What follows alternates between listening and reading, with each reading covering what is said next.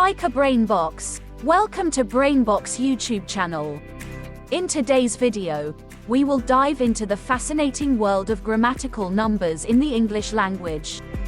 Whether you're a student, a language lover, or simply curious about how nouns and pronouns change to indicate quantity, this video is for you.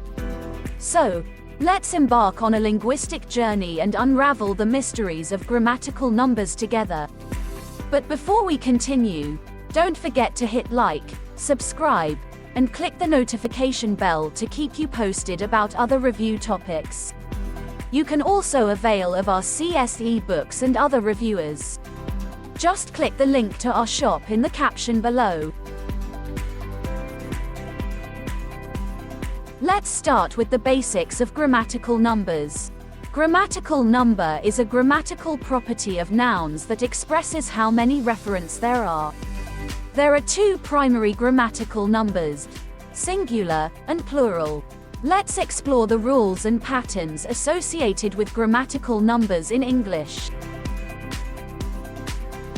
Singular nouns represent a single entity having a count of exactly one. Let's explore singular nouns further with some examples. Consider the word book. In its singular form, book represents one book. The noun cat refers to one feline, and house represents one dwelling. However, English does have some irregular singular nouns that are used to indicate both the singular and plural grammatical numbers. For example, the nouns sheep and deer can refer to either one animal or a whole herd. It's important to familiarize yourself with these irregularities. Plural nouns in English indicate the existence of more than one person, object, or concept. The formation of plural nouns involves various patterns and rules which are applied to the singular form of the noun. Let's explore how plural nouns are formed. Most regular plural nouns are formed by adding an s or es to the singular form. For example, books is the plural form of book, cats for cat, and churches for church. If a word ends in s, sh, ch, x, or z, you add es. For almost all other nouns, you pluralize them by adding an s. However, there are also irregular plural nouns that do not follow the typical patterns discussed earlier.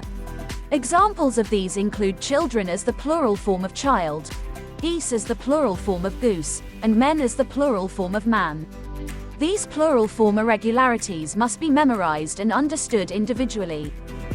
Now that we've covered the rules for creating singular and plural forms, let's put your knowledge to the test with a quick exercise. I'll give you 3 words, and you have to identify their plural forms. Ready? Let's go. Singular, car. Plural,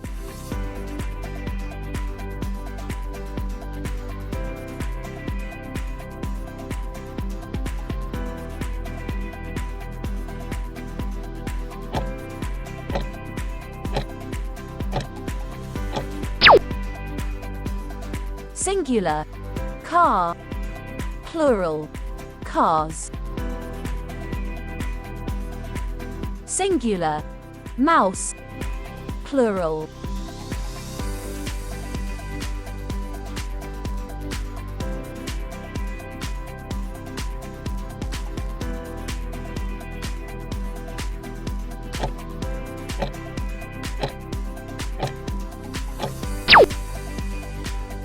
singular, mouse. Plural, mice. Singular, leaf. Plural,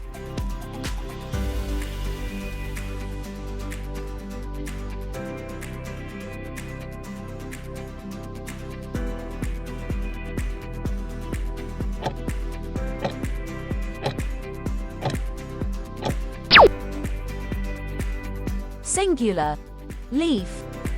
Plural, leaves. That's all for today. Share this video for others to learn too. If you want to learn more, you can avail of our CSE books and other reviewers. Just click the link to our shop in the caption below. If you are new to this channel, don't forget to like and subscribe. Thank you for watching.